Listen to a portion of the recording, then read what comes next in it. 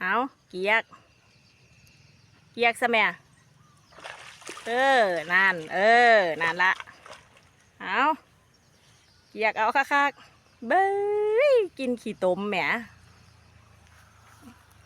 วิถีอีสานขนาดแท้นั่นเอาคัก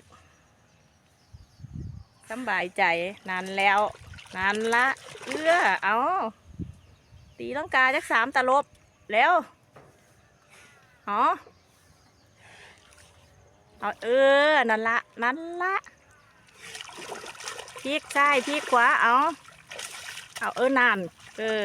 นั่นหางฟาดหน้าม้าเข่าปากกล้วยน้อยก็มาเงียวใส่บังหันสาวสวยน้องยาเย็นสบายใจเขาข้อกินเฟี้ยงต่อ